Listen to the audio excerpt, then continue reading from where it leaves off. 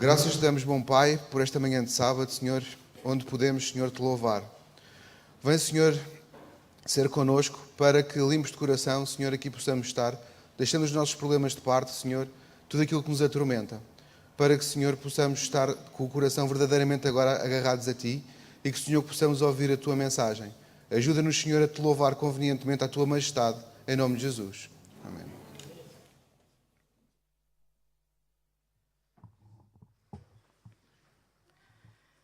Desejamos a todos aqueles que estão aqui presentes, irmãos e visitas, um santo e feliz sábado. E a todos aqueles que estão-nos a ver através da internet, que este sábado possa ser um sábado deleitoso, em comunhão, em espírito com o Senhor, e que Ele nos preencha o nosso coração com a sua graça e que a nossa fé possa ser fortalecida.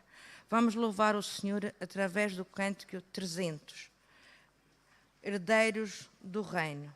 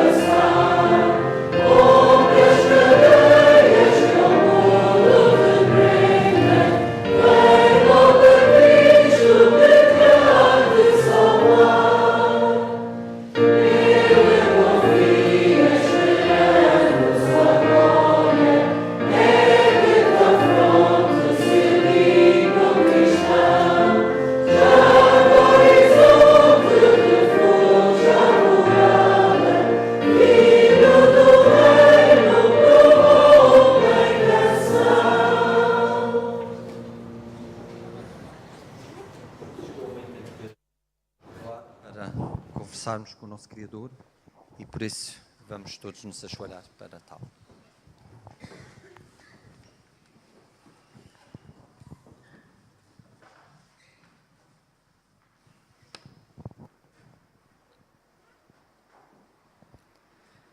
Estamos aqui, Senhor, perante Ti, junto ao Teu trono da graça, para Te agradecer a vida que Tu nos concedes, para dar-Te louvores, porque só Tu és digno de louvores, Senhor, para Te adorar, porque Tu és o único Deus, Deus verdadeiro, o Deus Criador, o Deus Salvador. Estamos aqui, Senhor, para Te agradecer todas as bênçãos que Tu tens derramado nas nossas vidas. Estamos aqui, Senhor, para Te agradecer por sermos Teus filhos, Senhor, e por termos a certeza, Senhor, de sermos herdeiros desse reino que Tu tens para cada um de nós. Vem ser com o pregador desta manhã, Senhor. Abençoa-o, Senhor, derrama o Teu Santo Espírito sobre ele, Senhor, para que possamos entender e ouvir, Senhor, a Tua voz esta manhã. Vem ser com esta igreja, com todos os irmãos que nos faltam, com todas as visitas que nos honram com a Sua presença. Vem ser também com aqueles que estão doentes nos seus leitos de dores, com aqueles que passam por dificuldades, por problemas. Ser com eles todos, Senhor, que Tu possas dar-lhes conforto, o ânimo, Senhor, para prosseguirem, Senhor, nesta jornada. São estas graças que nós humildemente Te pedimos e Te agradecemos, não que tínhamos mérito algum, Senhor, mas nos méritos de Jesus nós te pedimos. Amém.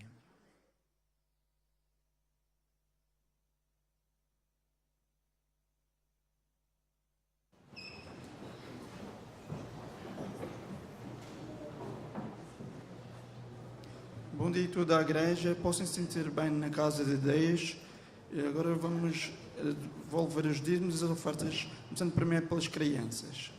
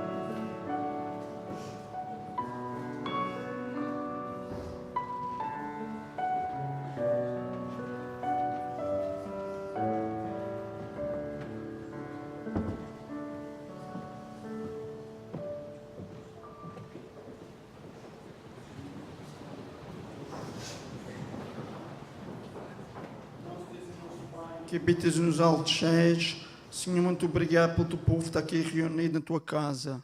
Senhor, faça a tua vontade, faça-se segundo a tua vontade e nunca a nossa, que os dízimos e as ofertas que sejam bem ditas, feitas. Senhor, tu és santo, santo, santo. Tu és um maravilhoso Deus, tu compreendes tudo o que se passa, daqueles que podem devolver os dízimos e as ofertas. Deus, sejas louvado, ajuda-nos a fazer sempre a tua vontade e que em breve Jesus virá. Em nome de Jesus, amém, Senhor Jesus.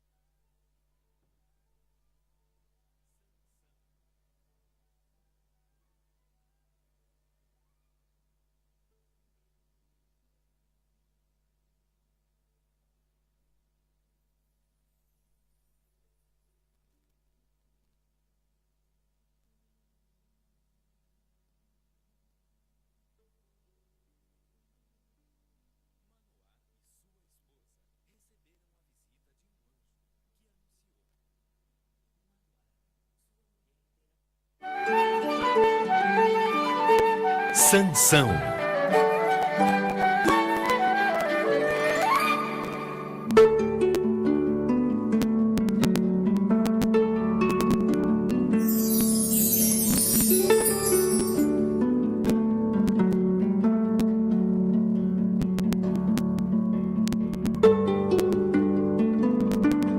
Manoá e sua esposa receberam a visita de um anjo que anunciou: Manoá, sua mulher terá um filho que será especial para Deus. O cabelo do menino não deverá ser cortado.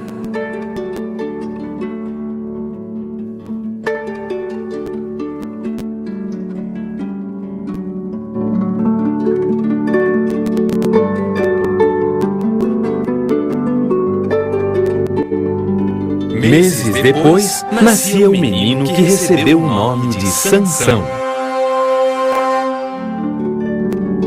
O menino cresceu abençoado por Deus, com grande força, e se transformou em um homem muito poderoso. Naquela época, Israel era dominada pelos filisteus. Eles tentaram prender Sansão, fechando os portões da cidade de Gaza.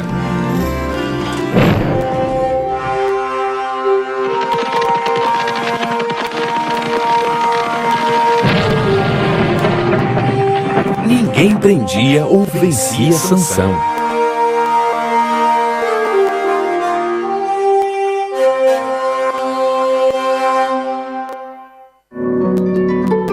Um dia, Sansão se apaixonou por uma jovem chamada Dalila, da tribo dos filisteus.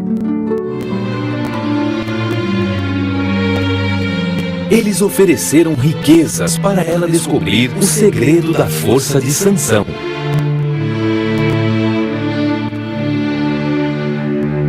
Dalila perguntou para Sansão qual era o segredo de sua força. Sansão disse que se fosse amarrado com cordas novas, ficaria fraco. Dalila esperou Sansão dormir e o amarrou com cordas novas.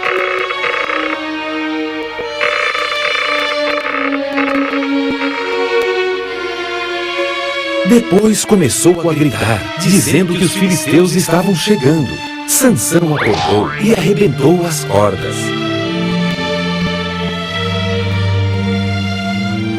Dalila voltou a perguntar para Sansão como ele poderia ser vencido. Sansão falou que se prendessem seus cabelos em um tear, ele ficaria fraco.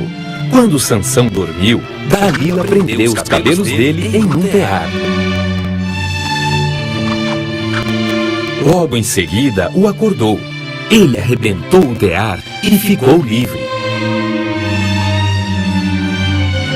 Dalila fingiu que estava triste e disse a Sansão que ele não a amava, porque não contava a verdade.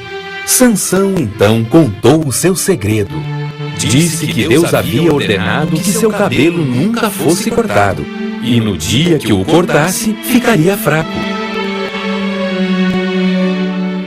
Dalila fez Sansão dormir com a cabeça em seu colo e cortou o cabelo dele.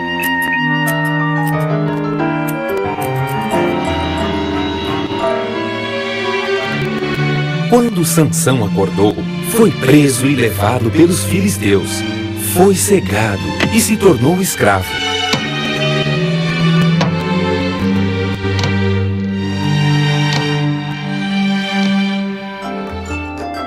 O tempo passou e os cabelos de Sansão cresceram. Um dia, os filisteus deram uma festa no templo. Levaram Sansão porque queriam humilhar o famoso herói de Israel. Ele foi amarrado entre as colunas do templo. Sansão orou a Deus, pedindo sua força mais uma vez. Sentindo que Deus ouvira sua oração e que suas forças voltaram ao seu corpo, ele agarrou as colunas e derrubou o templo, acabando com todos os filisteus que ali estavam.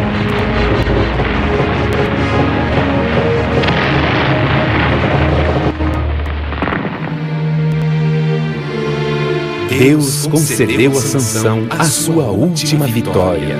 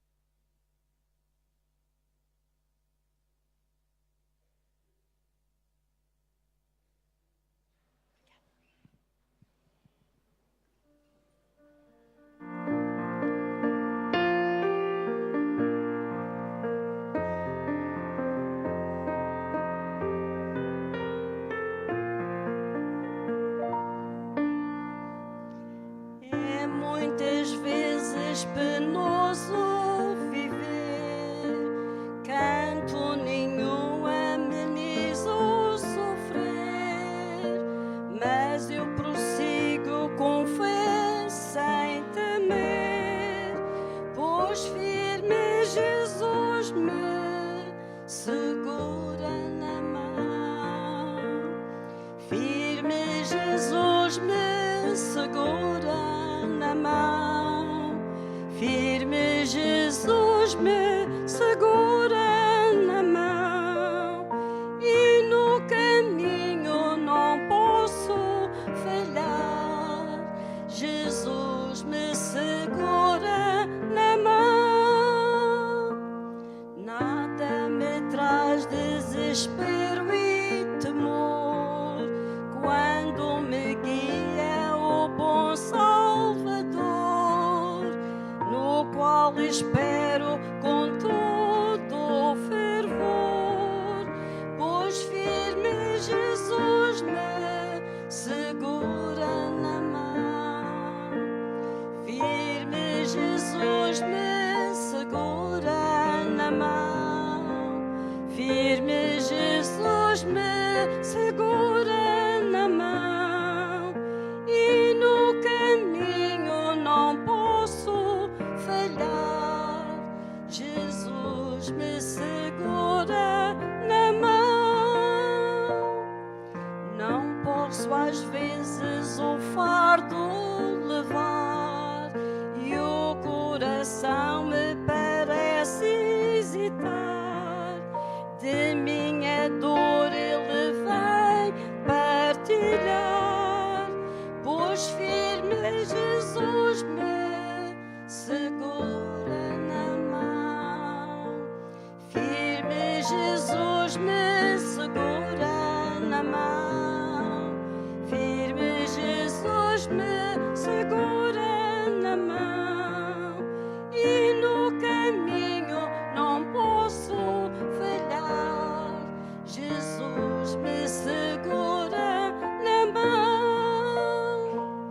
Quando chegar da jornada ao final, eternamente liberto do mal, certo contém no meu lar celestial, pois firme Jesus me segura na mão. Firme Jesus me segura na mão. Firme Jesus me segura na mão. E no caminho não posso falhar. Jesus me segura na mão. Amém.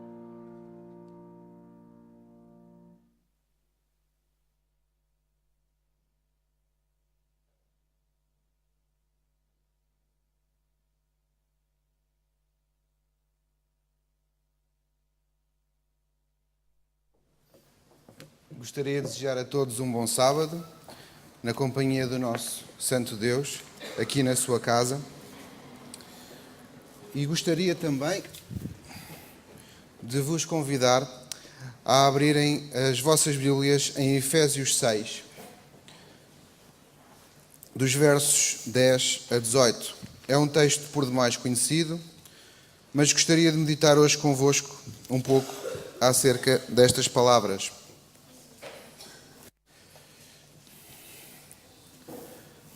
Efésios 6, 10 a 18.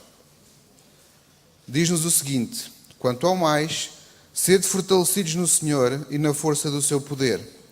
Revesti-vos de toda a armadura de Deus para poderdes ficar firmes contra as ciladas do diabo. Porque a nossa luta não é contra o sangue e a carne, e sim contra os principados e potestades, contra os dominadores deste mundo tenebroso, contra as forças espirituais do mal nas regiões celestes. Portanto, tomai toda a armadura de Deus para que possais resistir no dia mau e depois de teres vencido tudo permanecerem inabaláveis. Estai, pois, firmes, cingindo-vos com a verdade e vestindo-vos da couraça da justiça. Calçai os pés com a preparação do evangelho da paz, embraçando sempre o escudo da fé, e com o qual podereis apagar todos os dardos inflamados do maligno. Tomai também o capacete da salvação e a espada do Espírito, que é a palavra de Deus. Com toda a oração e súplica, orando em todo o tempo no Espírito, e para isto, vigiando com toda a perseverança e súplica por todos os santos. Vamos criar aqui um pouquinho de contexto, irmãos. O supremo objetivo de Satanás é obter pela força que todos os verdadeiros crentes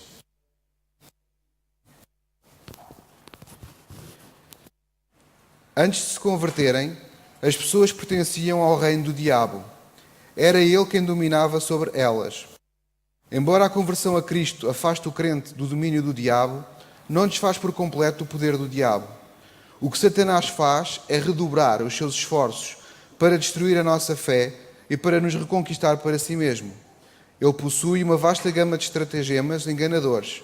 As Escrituras chamam-lhe as astutas ciladas do diabo. No fim, porém, quaisquer que sejam os enganos do maligno, os seus estratagemas e ciladas, ele não conseguirá arrancar a Cristo ninguém que esteja determinado a permanecer fiel ao Senhor. Isto, irmãos, é um contexto acerca do grande problema que há entre o bem e o mal, o grande conflito cósmico que nós, nesta terra de pecado, sendo o único mundo no universo que é caído, vivemos de uma forma completamente diferente e que os outros não conseguem explicar. Quando nós vimos Efésios 6, 14 a 17, temos aqui uma pergunta que deveríamos fazer a nós próprios. O que há neste quadro que nos impressiona bastante é o facto de esta luta envolver os cristãos. Ela não só envolve toda a gente, mas apela fundamentalmente ao envolvimento pessoal. E é aqui que eu gostava de chegar hoje. Assuntos na nossa vida que aparentemente não nos fazem mal. Porquê? Porque os outros é que estão a padecer com eles, os outros é que estão a sofrer. E nós, enquanto não acontece nada a nós vamos vivendo calmamente. Mas aquilo que eu vos quero trazer hoje e vos quero lembrar é que a questão do grande conflito é uma luta que envolve cada um de nós individualmente. Isto é como no tempo dos romanos. Eles não andavam lá de mísseis e metralhadoras. Eles faziam um combate corpo a corpo. Não nos é pedido que façamos um combate corpo a corpo contra os demónios. Mas o que nos é dito é que este combate é individual. Há uma individualização do confronto. Faz-nos lembrar também a parábola das 10 virgens, em Mateus 25. Fala-nos que as 10 virgens que não estavam preparadas, elas tinham um conhecimento pessoal de que havia um casamento.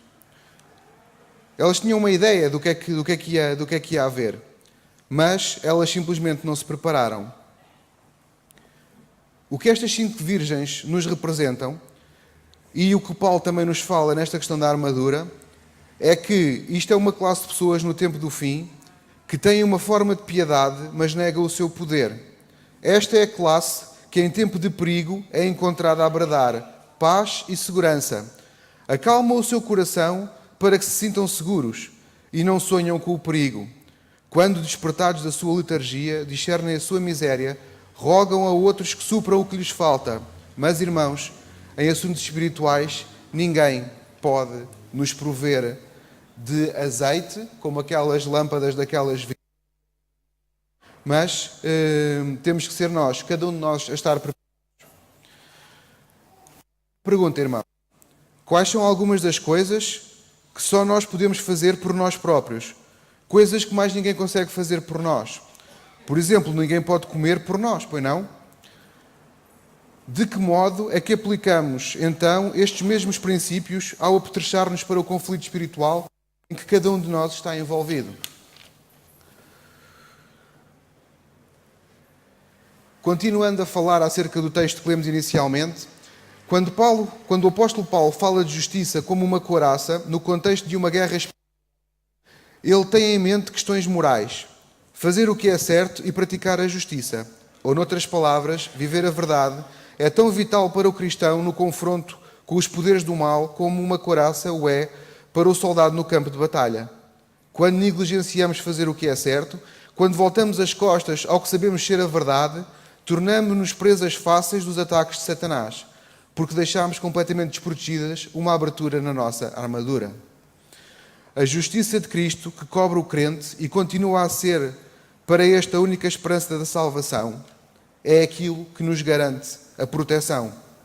Enquanto nos apegarmos a esta verdade, a de que a nossa salvação se baseia em Jesus, podemos estar protegidos dos ataques atuais mais eficazes de Satanás contra nós. E esse ataque, irmãos, é o desânimo.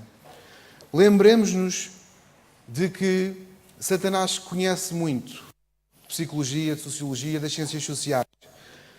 Muitas vezes ele pode não nos atacar diretamente com a família, com o sábado, com o nosso emprego, com tantas coisas que às vezes nós sentimos e conseguimos logo saltar para trás, porque sabemos que aquilo não é de Deus. Mas o desânimo é algo que vai entrando no nosso coração.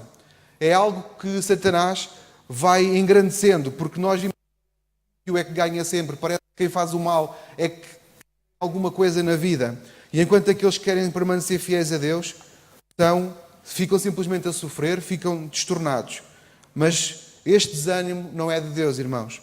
E quando nós constatamos muitas vezes que mesmo dentro do nosso meio nós sentimos como a depressão nos arrasta, a uns mais do que a outros, não quer dizer que a pessoa esteja longe de Deus, irmãos.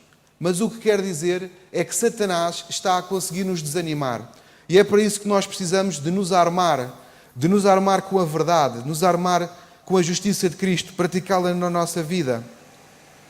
Só desta maneira podemos confrontar os poderes do mal.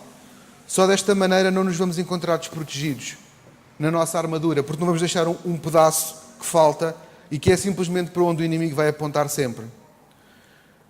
Mais uma pergunta, irmão. Se já alguma vez nos sentimos tentados a desistir da nossa comunhão com Jesus por nos encontrarmos desanimados com a vida, com o seu caráter ou com os seus atos? Isto alguma vez aconteceu connosco? Se sim, por que razão a compreensão da verdade acerca da justiça de Cristo é tão fundamental para uma defesa forte os assaltos de Satanás? Lembremos-nos que isto é tudo de uma vez. Começa sempre aos poucos o desânimo.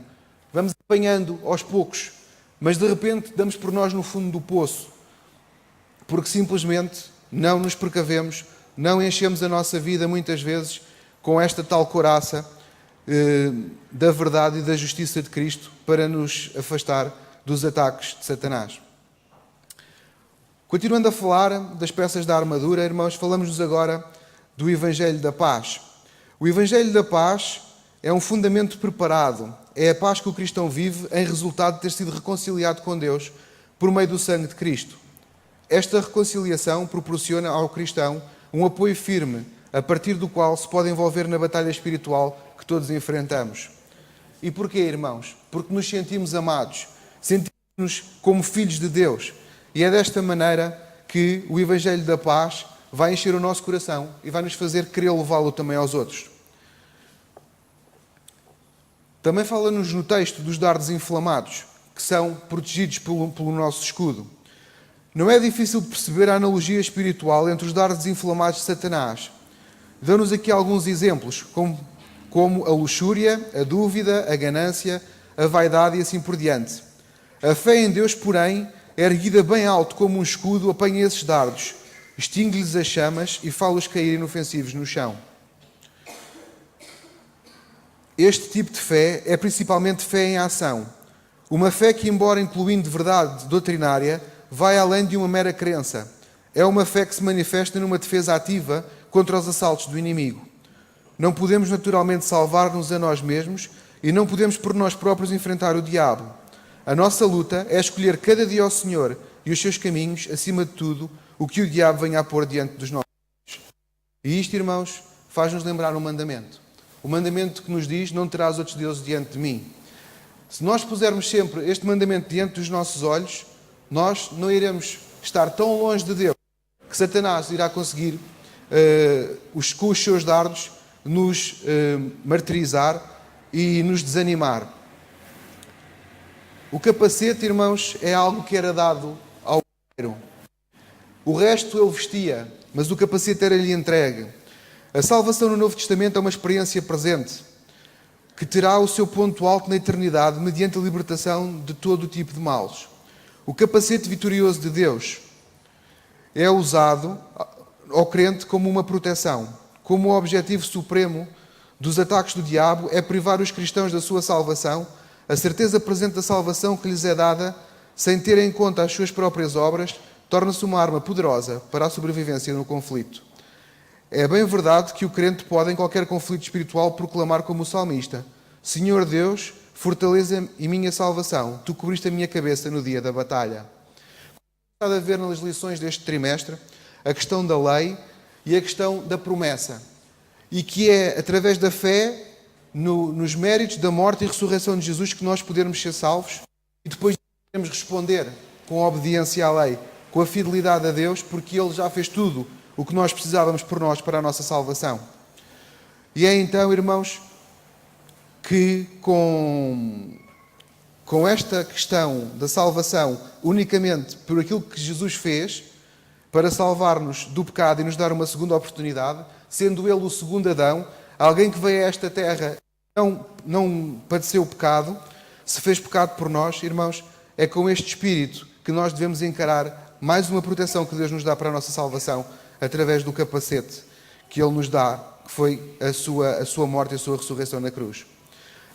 Cristo, relatado em Mateus 4, é uma bela ilustração na forma como Deus pode ser uma arma eficaz. Esta passagem também pode ser um incentivo para que os cristãos se protejam com as verdades que são reveladas na palavra de Deus. Como é que Jesus respondeu nas tentações? 2 palavrinhas. Muito simples. Eu já ouvi. Estava só a repetir. 2 palavrinhas bastante simples. Está escrito. E, se um dia quiserem descobrir onde é que está escrito, podem ir ao Antigo Testamento, podem ir a Deuteronômio, podem ir a outros lados, porque é escrito exatamente texto, igualmente o que depois também disse a Satanás na sua tentação no deserto. Para nós é igual. Serve-nos da mesma maneira, mas nós temos que estar preparados. Temos que saber onde é que está escrito. Temos que ter o conhecimento. E para além do conhecimento, também, irmãos, temos que ter a vivência. E essa vivência vem-nos também através da oração. Orando em todo o tempo, como nos disse o texto. Paulo insiste que na oração é um estado de espírito perpétuo, uma atitude contínua de comunhão com Deus. O apóstolo realça o facto de que todas as ocasiões da vida devem estar envoltas em oração.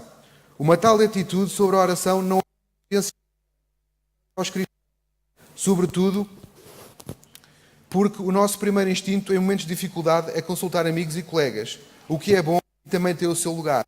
Mas, irmãos, a oração deve ser sempre a nossa primeira linha de defesa. É uma coisa que devemos estar sempre a fazer. Quando nós temos um problema e vamos ter com um amigo, porquê é que lá vamos? Porque achamos que ele nos pode compreender, se importa connosco, porque achamos que ele pode ter um discernimento diferente à questão. Muitas vezes até vamos falar com o pastor da igreja também. Mas, irmãos, não nos esqueçamos que Jesus é o primeiro e o nosso maior amigo.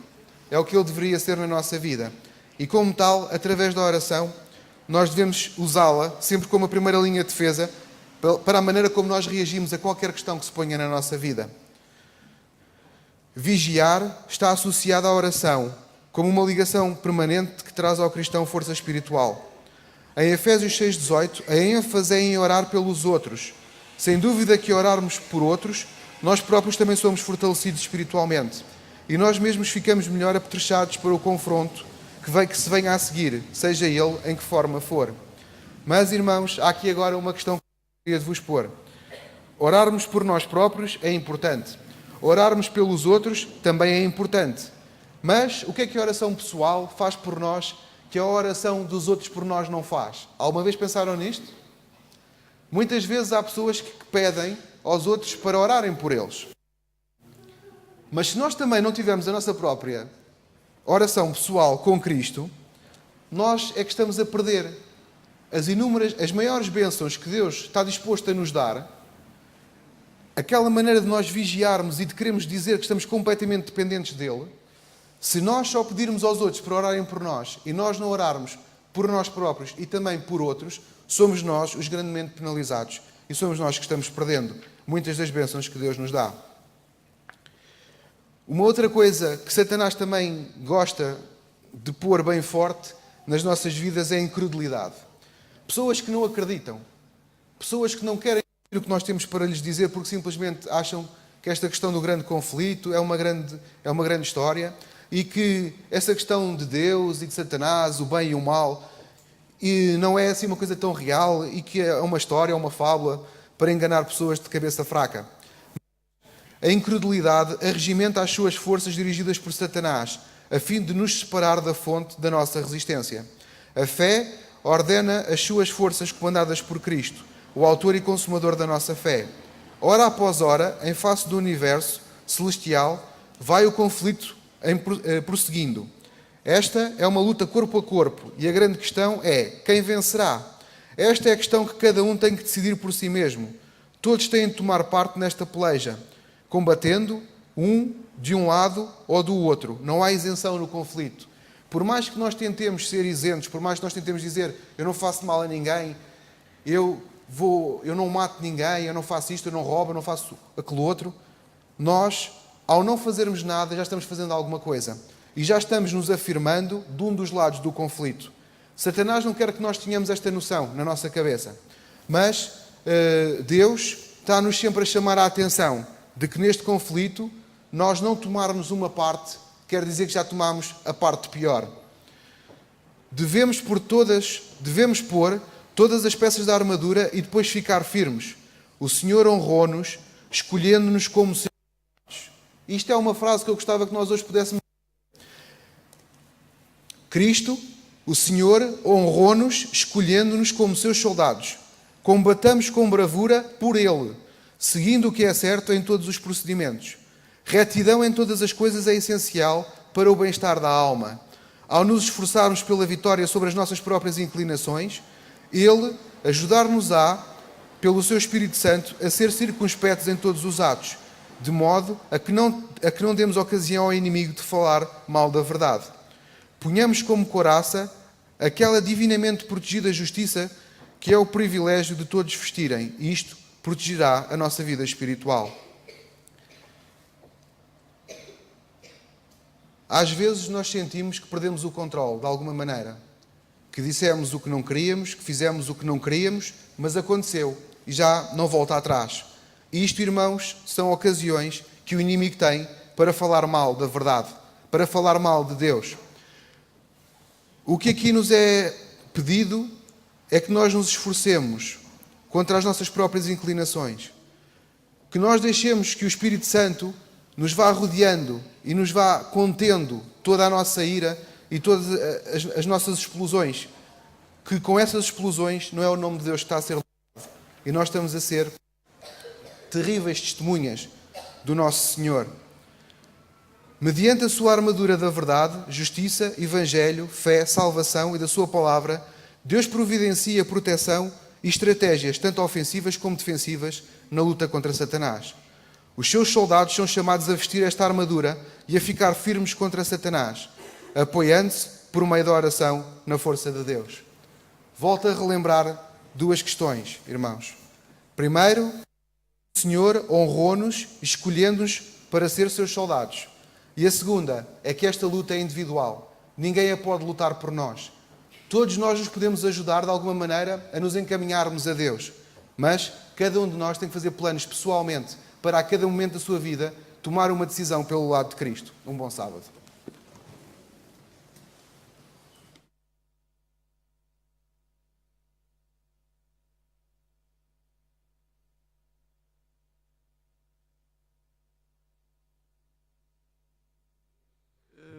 Bom dia, através de toda a igreja. Vai-se cantar o louvor que está 342, está fixado. Grande Comandante.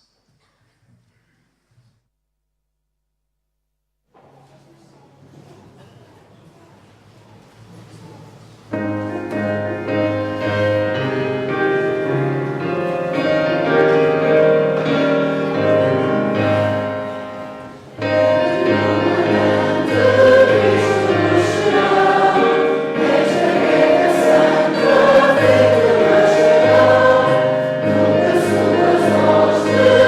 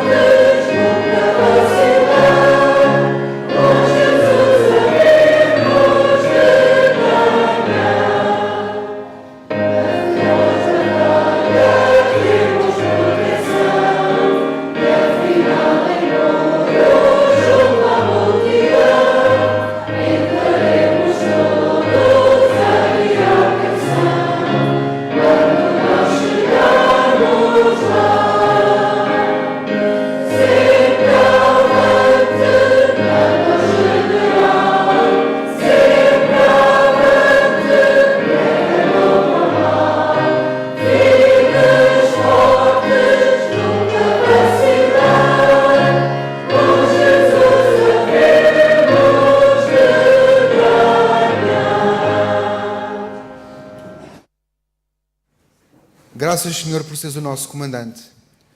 Graças, Senhor, por nos teres elegido, Senhor, como teus soldados.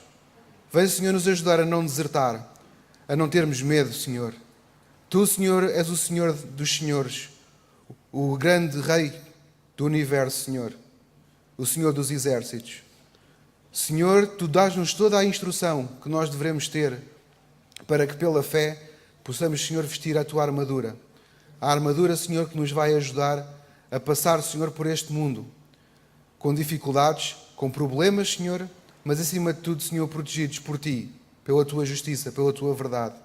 Senhor, ajuda-nos a ser um exemplo para os outros, um exemplo de fé. Ajuda-nos, Senhor, a orarmos permanentemente, Senhor, estarmos em comunhão Contigo, Senhor, sempre na nossa vida, para que todas as decisões que nós tomemos, Senhor, possamos saber ter a Tua aprovação. Senhor, continua-nos a ajudar como nosso grande comandante. Sabes como, Senhor, somos herdeiros, Senhor, do Teu reino. E com isto, Senhor, ajuda-nos a não nos esquecermos, a que Satanás, Senhor, através do desânimo e da incredulidade, Senhor, não nos façam enfraquecer, Senhor, não nos façam esfriar esta vontade, Senhor, que temos de partilhar o Teu Evangelho, que temos de falar aos outros de Ti. Obrigado, Senhor, por fazeres o milagre da conversão na nossa vida. Ajuda-nos, Senhor, cada dia a renovarmos os nossos votos Contigo. Ajuda-nos, Senhor, a sermos fiéis a Ti, aconteça o que acontecer, pois, Senhor, Tu és o nosso comandante e Tu estás ao leme e Tu já ganhaste, Senhor, com a vida, morte e ressurreição de Jesus. Em nome de Jesus. Amém.